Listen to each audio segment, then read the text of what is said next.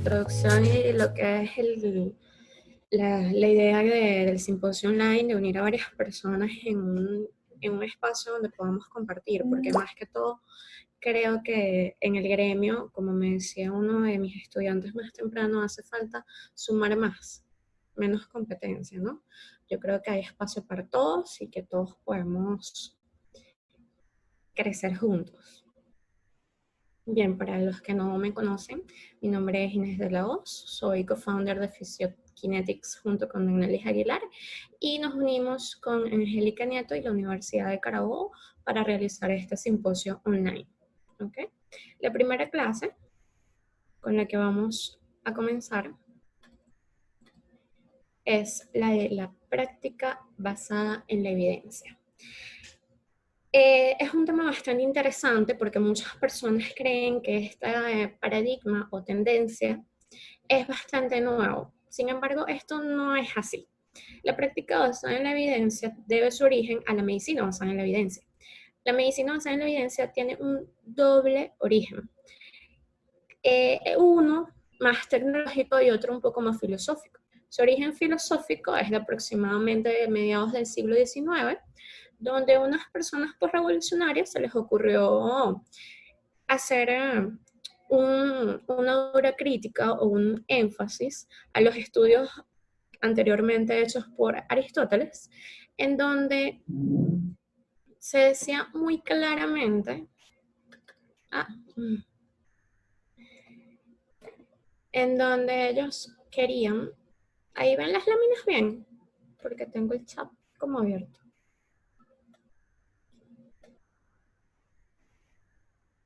Ok. Donde,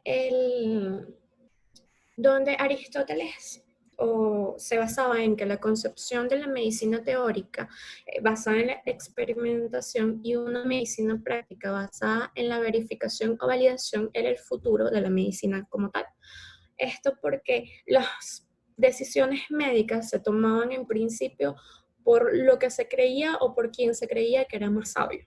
Quien tomaba una decisión mejor para su paciente era una persona que tuviese más años, más experiencia, pero sin embargo no había ningún tipo de registro en esto. Entonces era una cosa un poco más de, eh, más empírico, ¿no?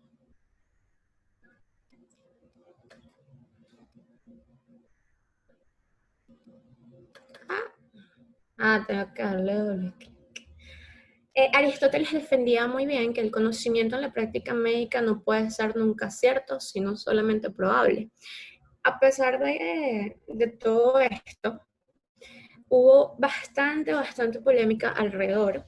Y como a finales del mismo siglo, a finales del siglo XIX, se introdujo un modelo matemático o probabilístico en el que se le daba a la toma de decisiones médicas cierto porcentaje. Entonces, se decía básicamente que si teníamos una decisión que dependía de 3 personas, entonces cada persona tenía, de acuerdo a su nivel de sabiduría, un porcentaje. Si esa persona opinaba que cualquier decisión médica iba a ser buena para ese paciente y su nivel de porcentaje en la toma de decisión era un 60%, realmente no importaba lo que dijeran las otras 2 personas, ¿no? Esto fue evolucionando y se fue convirtiendo en este otro, en otras, adaptándose a la vida moderna, ¿no? Hasta aproximadamente el siglo XX, donde aquí tiene su origen tecnológico, por decirlo de alguna manera, ya que Archie Cochrane dijo o lanzó muy duras críticas en la medicina en las que él defendía que habían cosas y habían avances muy buenos, habían muchísimos datos de personas que hacían este, tratamientos experimentales o quizás aplicaban un tratamiento y les iba excelentemente bien, pero más preocupante aún era que les iba mal y no lo registraban. Entonces, cuando esto sucedía, cuando alguien no tenía éxito en su práctica médica y no registraba y no le decía a sus demás compañeros, ya sea por pena o como ustedes lo quieran llamar, no se disminuía la posibilidad de que el paciente tuviese una buena atención. Entonces, él en aproximadamente 1972, publicó unos estudios seguidos de un libro donde realmente le dieron fuerte al ego de muchas personas en la medicina, ¿no? Y no fue hasta después de la publicación de este libro en el que se basó exclusivamente una universidad en Canadá para realizar en la Facultad de Medicina un grupo de estudiantes que pudiesen estudiar, valga la redundancia, de esta manera. O sea, estudiar basándose en las decisiones que otras personas habían tomado, si les resultaba satisfactorio o no. Bien, entonces de allí fue creado la medicina basada en la evidencia. La medicina basada en la evidencia fue evolucionando durante muchos siglos y se transformó en lo que llamamos la práctica basada en la evidencia. La práctica basada en la evidencia es un concepto mucho más global y no solamente enfoca al ámbito de médico, biomédico como tal, sino también enfoca a la fisioterapia, a la enfermería, a la odontología y básicamente cualquier profesión y o disciplina del área de la salud. Bien, es un proceso de atención desarrollado por y para profesionales de la salud que permitan que los pacientes tengan siempre el mayor y mejor tratamiento posible para su lesión. Ahora bien, ¿y esto con qué se come? ¿O por qué es importante que yo sepa qué es la práctica basada en la evidencia? Si hablamos de la fisioterapia, tenemos que, como fisioterapeutas, tenemos 5 roles o 5 niveles de atención, como mejor lo quieran llamar, dependiendo de la bibliografía, en la que encontramos que somos 1, preventores de lesiones, 2, promotores de salud, 3, cumplimos con la habilitación y la rehabilitación de pacientes. Y 3 y 4. Y 5, nos basamos también en la investigación. El punto número 5 es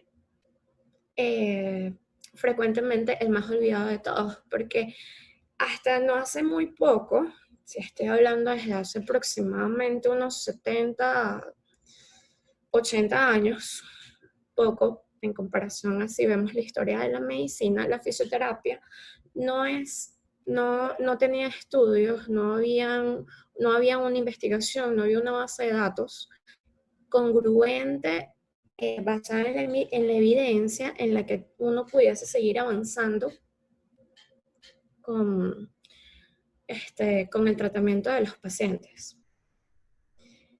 Una de las cosas o una de las áreas de especialización más solicitadas o más populares de la fisioterapia es la terapia manual ortopédica. Y ven, ¿qué es la terapia manual ortopédica? Es un área de especialización dentro de la fisioterapia que está destinada a la evaluación y el tratamiento de las disfunciones artroneuromusculares.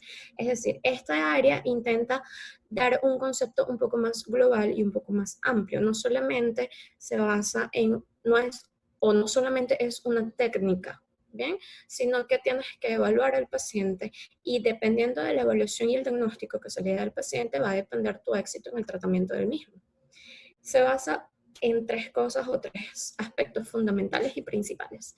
El primero, el razonamiento clínico, la evidencia científica y el abordaje biopsicosocial. Tenemos un concepto core o concepto central que debería de seguir todo fisioterapeuta y lo dividimos con los acrónimos PAT, que es camino en inglés. Entonces, este acrónimo nos dice que para ser un buen terapeuta o un buen fisioterapeuta, necesitamos tener 4 elementos esenciales e importantes en nuestra práctica diaria: palpation, anatomy, thinking in throat, and hands-on tools. ¿Qué significa? Palpación, anatomía, pensamiento crítico y herramientas manuales. Sin estas 4 cosas, somos fisioterapeutas incompletos en cierta manera. Tenemos que los elementos esenciales de la palpación es estar presente, apreciar lo sutil y las barreras y Saber identificar las barreras de palpación.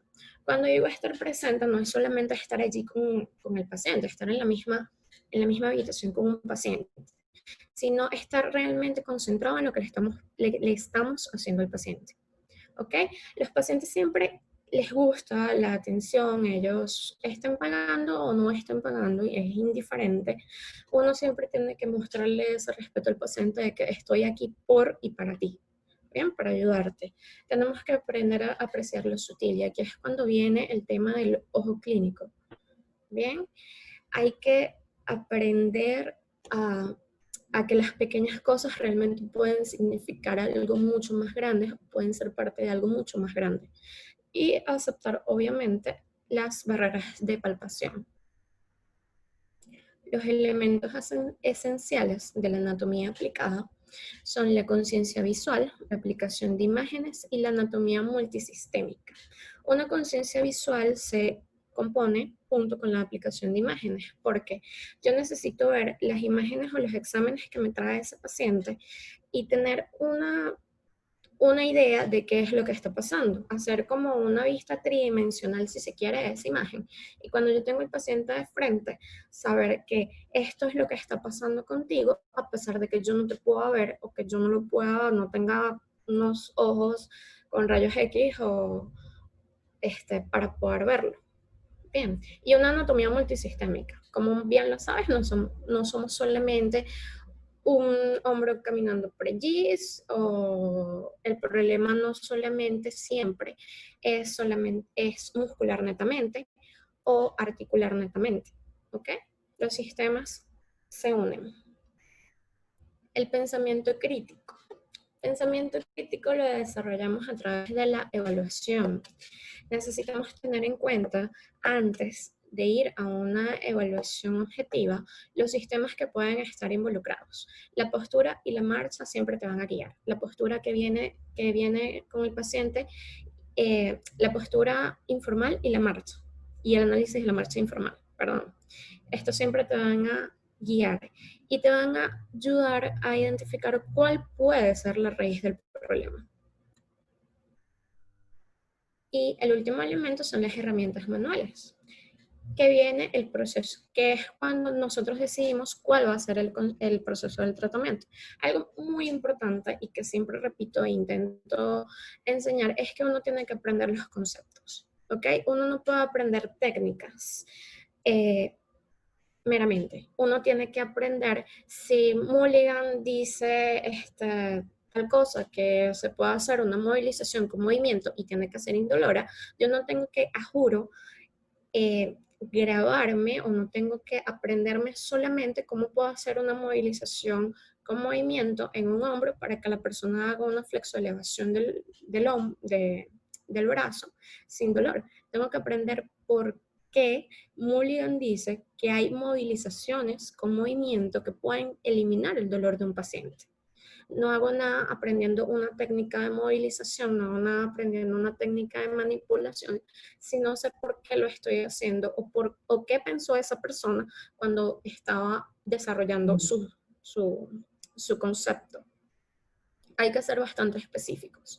Necesitamos saber y delimitar qué vamos a trabajar primero, cómo lo vamos a trabajar. Bien, y hay que aplicar lo aprendido. Por ende, nunca tenemos que dejar de aprender. Bien, todas estas cosas nos llevan a una sola pregunta y es: ¿en qué basas habitualmente tus decisiones clínicas? A ver, los leo.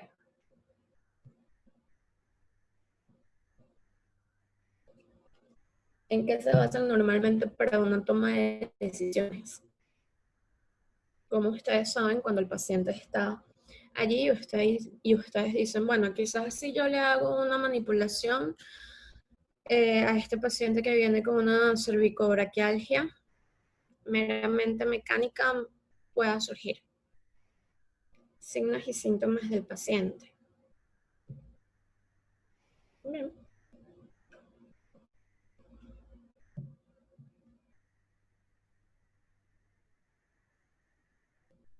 La evaluación. Son resultados de evaluación, evaluación, evaluación, evaluación. Bien, evidentemente basamos nuestras decisiones normalmente en la evaluación de un paciente, pero ¿cómo decidimos qué va a ser lo mejor para el paciente o cómo yo puedo sacar a este paciente, con sacar me refiero a darlo de alta, de la manera más óptima posible? Lo particular, postura y dolor. Bien, nos basamos o deberíamos basarnos en la medicina basada en la evidencia, que es la utilización consciente, explícita y juiciosa de la mejor evidencia científica clínica disponible para la toma de decisiones sobre el cuidado individual de cada paciente. Esto lo dijo David Sackett en 1992, aproximadamente 20 años después de que se publicara el libro de Archie Cochrane, es decir, tuvo que pasar 20 años para que las personas se reunieran y pudiesen decir, mira, sí hace falta un registro en medicina que nos diga qué es lo que tenemos que hacer. Okay. Lo siento, me salió un anuncio en la pantalla. ¿Qué es lo que podemos hacer con este paciente? Y más importante aún, ¿qué es lo que de repente en la práctica médica yo experimento con un paciente y no me sale bien? Porque por X o Y. Entonces, es necesario registrar lo sucedido. Es bastante simple. La medicina basada en la evidencia se transformó en la práctica basada en la evidencia y se derivó a la fisioterapia basada en la evidencia. La fisioterapia basada en la evidencia es algo bastante amplio y sinceramente es algo realmente imposible de estar 100% al día todo el tiempo. Me explico.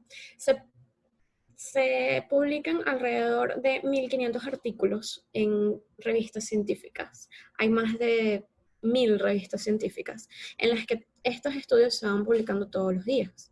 Es por eso que necesitamos saber en qué artículos científicos o en qué bases voy a sustentar yo mi tratamiento para que tenga éxito, disminuyendo así el riesgo del paciente, porque la maestría clínica porque la medicina basada en la evidencia no solamente es lo que lees, sino que viene mezclado con una maestría clínica. La maestría clínica es esto que has desarrollado, tanto si estás comenzando en tus estudios, desde que ingresaste en el primer año hasta que te graduaste, o el año los años que tienes de experiencia, en las que tú tomas las decisiones basándote en lo que tú crees que le pueda funcionar a tu paciente, bien, más lo que te está diciendo la medicina, el artículo científico que estás leyendo. Porque un artículo científico sin maestría clínica puede resultar bastante peligroso, ¿ok? Como también una maestría clínica sin evidencia científica puede resultar en que sea una práctica que quede obsoleta. Bien, esto pasa muy seguido cuando conocemos a muchas personas que son bastante veteranos en, en lo que hacen, en el área de la salud en general, no solamente en la fisioterapia. Y lo han hecho de la misma manera por aproximadamente 20 años. Entonces tú vienes y les dices, mira, yo creo o yo leí en tal revista científica, en tal artículo, que de esta manera podemos hacerlo quizás un poco mejor, va a ser menos traumático y menos frustrante para el paciente. Y bueno, va a ser mejor, no, pero es que esa persona no lo quiere hacer simplemente porque ella tiene 20 años haciéndolo y a ella le ha funcionado. Bien, es importante mantenernos actualizados siempre. Hay una guía, bueno, no hay una guía, hay una clasificación para aprender o poder, estaba moviendo las cositas, para aprender a trabajar con esto que es la fisioterapia basada en la evidencia, o la medicina, o la práctica basada en la evidencia, como ustedes le quieran llamar. Y es que se compone de, o se divide 5 niveles en algunas clasificaciones y 3 niveles en otras clasificaciones. Tenemos una pirámide donde tenemos que la base corresponde al nivel de evidencia eh, menos confiable, y no sé qué es esta rayita que está aquí, lo siento, me distraje. El tope de la pirámide es el nivel de evidencia muy confiable. Entonces tenemos que abajo tenemos la opinión de expertos, no tienen una valoración crítica explícita y se basan solamente en la fisiología. Hay muchísimos artículos de este tipo, sobre todo por personas que de repente hicieron algún tratamiento y dicen, mira, me funcionó, o yo creo que basándome en, por ejemplo, yo sé que es una locura esto que acabo de decir, pero por ejemplo, basándome en los conocimientos fisiológicos que yo tengo, yo creo que cuando hay una inflamación, si yo pongo compresas húmedas calientes, va a ser muchísimo mejor que yo ponga frío, o que simplemente deje que su proceso de riego, que su proceso natural de inflamación suceda. Entonces, eso es una práctica, digámosle, un poco peligrosa, si se quiere, en cierta manera, pero él está basándose en algo que para él tiene mucho sentido. Y bueno, consiguió una revista científica que le aprobó su artículo y se publicó.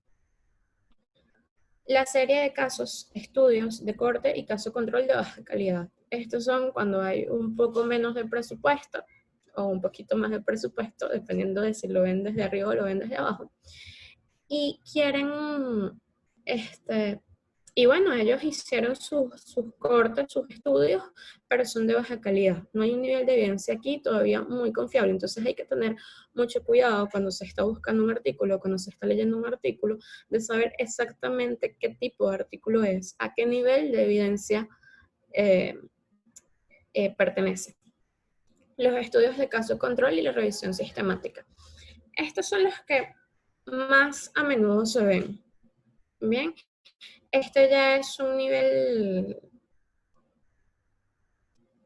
un poquito más alto, ¿ok? Puede ser nivel 3, sí, es el nivel 3.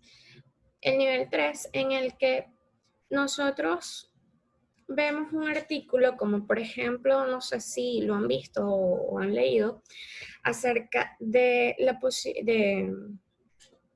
posibilidad, no, bueno, sí, acerca de la posibilidad de que el cuádriceps se hipertrofie de manera mucho más rápida si tiene una disminución, si tiene una disminución de la irrigación sanguínea. ¿Ok? Esto es totalmente válido, está en discusión, pero yo necesito saber si yo como fisioterapeuta, yo trabajando en un consultorio ortopédico, yo puedo aplicarle a mi paciente unos tipos de ejercicios que se basan en disminuir la irrigación sanguínea del cuádriceps para que se produzca una hipertrofia cuando están ejercitando. Esto va a depender enteramente de tu criterio, siempre y cuando, bueno, conozcas las formas de hacerlo. Normalmente estos estudios dicen cómo se han hecho. Los estudios de cortes, revisión sistemática, los ensayos clínicos, sean aleatorizados o no, vienen con un nivel de evidencia un poco más avanzado, bien, un poquito más confiable. Y también tenemos a la revisión sistemática, los metaanálisis y los ensayos clínicos aleatorizados. Estos son el nivel de evidencia más confiable que tenemos, literalmente el más confiable. Esto es, por ejemplo, un artículo científico sobre una clasificación del dolor lumbar en subgrupos. Entonces, este es un artículo que divide a las personas con dolor lumbar en subgrupos y te dice, este grupo de personas que está dividida de esta manera va a responder muchísimo mejor a un tratamiento que se base en ejercicios físicos solamente. Este grupo va a responder muchísimo mejor a un tratamiento, al tratamiento que puedes hacerle solamente basado en manipulaciones, y este otro grupo va a salir excelentemente bien solamente basándose en McKenzie. Entonces, cuando tú te nutres de estos artículos científicos que tienen un nivel de evidencia bastante alto, tú puedes decir, bueno, yo leí en tal artículo, tengo la seguridad y tengo la total confianza de que esto es así, porque hubo una revisión sistemática, hubo un ensayo clínico aleatorizado, en lo que no se produjo un sesgo, en lo que no hubo ni se produjo un sesgo de la investigación. Sé que a muchos les da o les dio muchísima fastidio o flojera en la universidad esto de investigación. ¿Cómo es que se llama esta materia? No recuerdo. Bueno, de la investigación. Pero es realmente importante aprender a investigar. Para poder trabajar con la medicina basada en la evidencia, nos tenemos que basar en su pilar, metodología de la investigación. Sí. A muchas personas sé que les fastidia muchísimo metodología de la investigación, pero si uno le prestara atención un poco más a sus clases, los que todavía están estudiando o los que ya se graduaron, pueden darse cuenta de que hay ciertas situaciones en la vida donde metodología de la investigación realmente te salva y realmente ha sido importante en tu proceso para formarte como un buen profesional de la salud, sin importar si eres fisioterapeuta, médico, odontólogo o... Ajá. El pilar de la práctica basada en la evidencia es preguntar. Necesitamos hacernos preguntas. Todo buen investigador comienza con una pregunta. Y digo todo buen investigador porque para ser un fisioterapeuta que se base en la evidencia, que trabaje de una forma efectiva y una forma eficaz, necesita ser una persona curiosa, necesita ser una persona que investigue y por ende necesita ser una persona que se haga preguntas. Bien, necesitas indagar. Hay muchísimas bases de datos hoy día y hay muchísimos artículos científicos que están disponibles de manera totalmente gratis. Otros no tanto, pero créanme que sí se consiguen. En las que tú puedas buscar básicamente cualquier cosa que tú creas. Si tú tienes un paciente con una lumbalgia mecánica y tú estás como que, mira, de verdad que ya hice McKenzie número 1 y le apliqué McKenzie 3 y de verdad ese paciente no sé qué más hacerle. ¿Ok? La sintomatología que me está dando este paciente no responde con lo que con el tratamiento al que yo le estoy sometiendo. Entonces es cuando aquí empezamos a formularnos las preguntas y luego a indagar en estas bases de datos y vamos a ver que vamos a conseguir un sinfín de artículos científicos que van a ayudarnos a darnos una guía de por dónde nos podemos ir, de cuál puede ser el posible camino para que yo haga una intervención, le haga una buena intervención a mi paciente. Sin embargo, tenemos que leer críticamente. No podemos solamente creer en absolutamente todo lo que nos digan los artículos científicos. Y esto va a depender, obviamente, de qué nivel de evidencia tengan. Necesito saber, necesito tener conocimientos anatómicos básicos, necesito tener conocimientos básicos, necesito tener una, una base, una base para yo determinar qué está bien y qué está mal. Bien, necesito aplicarlo, porque de nada me sirve leer un artículo científico de los subgrupos, de la clasificación de los subgrupos para dolor lumbar, si no voy a aplicarlo. Y también necesito repasarlo, porque se nos olvida. Hay información que siempre se olvida, no importa qué tanto tú retengas la información. Siempre va a haber algo que se te va a escapar. Tienes que estar en constante repaso, necesitas estar siempre en constante actualización y saber qué es o dónde estás parado para poder avanzar. Como les dije, no es solamente aprender cómo se hace una técnica, aprender un recetario de cocina, de yo pongo mi mano dominante sobre el paciente, mi mano no dominante está al lado, al lado de mi cuerpo, me posiciono a la derecha del paciente, hago una doble finta, me paro así, me paro asado. No, sino aprender primero el concepto de por qué esa persona está diciendo lo que está diciendo, por qué esa persona desarrolló una investigación que ha sido tan famosa, para yo después poder, entonces, sí, empezar a aprenderme las técnicas propiamente dichas.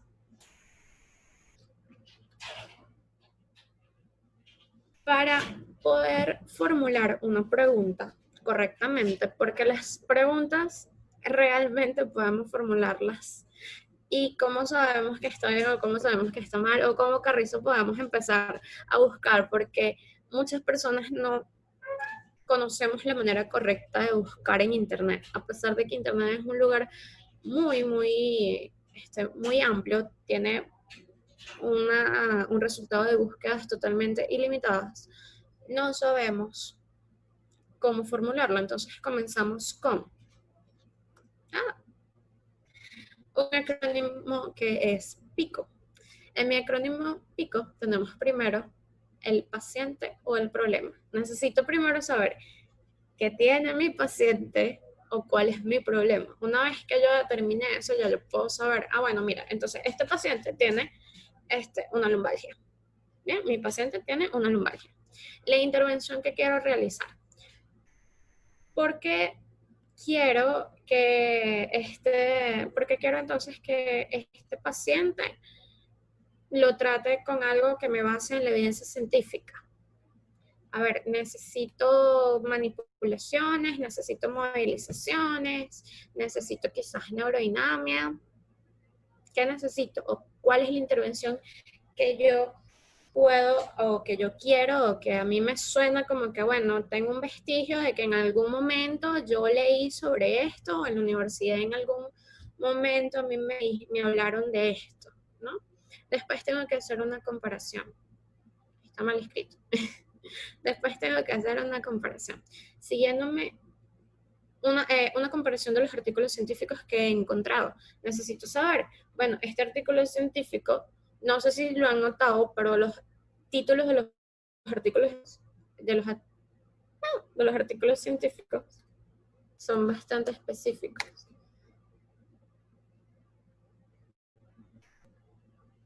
Ok.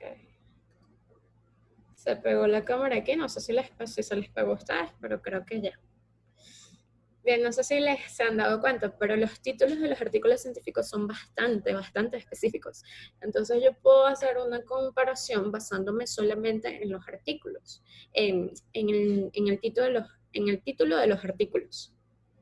¿Ok? Y por ahí ir buscando lo que más se ajuste a mí, lo que yo más considero que es más necesario para el paciente. Bien, y outcome o resultados.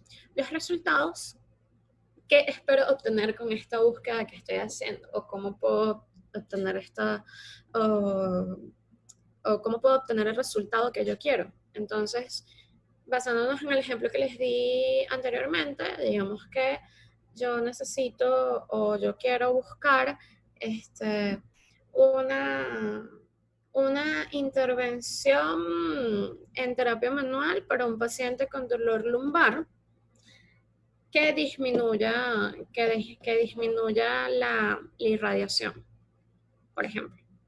Bien. Existen muchísimas bases de datos para encontrar este tipo de artículos científicos. Incluso Google Escolar, no sé si lo han utilizado, si lo han escuchado, si lo han visto, pero Google Escolar es bastante digámosle de alguna manera, efectivo, si lo sabemos utilizar. Hay que saber utilizar las herramientas tecnológicas que tenemos a nuestro alcance. La cuarentena nos ha dado un sinfín de posibilidades y nos ha hecho darnos cuenta de que hay muchísimas herramientas que no sabemos cómo utilizarlas y que podemos sacarle el mejor provecho siempre. Bien, entre estas bases científicas tenemos a Pedro, o Pedro, no sé cómo se dice realmente, donde tenemos la base de datos de evidencia única y exclusivamente para fisioterapeutas. Tenemos PubMed, que ahí se publican muchísimos artículos, también hay artículos para fisioterapeutas, el Sevier y el Cielo. Podemos encontrar tanto artículos pagos como no. Y esto va a depender enteramente de lo que tú, de cómo tú hayas dirigido tu búsqueda. ¿Ok? Listo. Gracias. Como les comenté, la base de datos, la base de datos, ya va, no sé cómo volverme. Ya, qué bruta, había un botoncito ahí en rojo que decía dejar de compartir pantalla. Como les comenté al principio, esta clase es realmente muy corta, es una clase introductoria y es una clase básica, porque la mayoría de las cosas que están en de los temas que están en este simposio son temas de grandes profesionales que se basan en la evidencia científica para poder hacer sus intervenciones y van a estar con nosotros compartiéndonos sus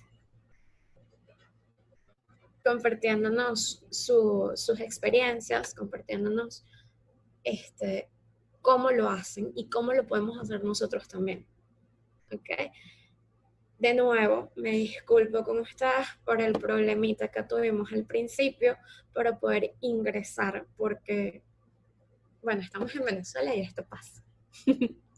No tengo más que decirles. ¿No? Lo importante es continuar como lo venimos haciendo.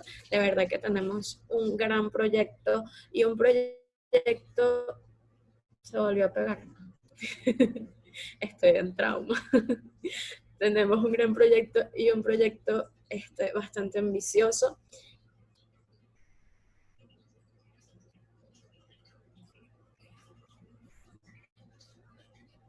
Estoy traumada con el internet hoy.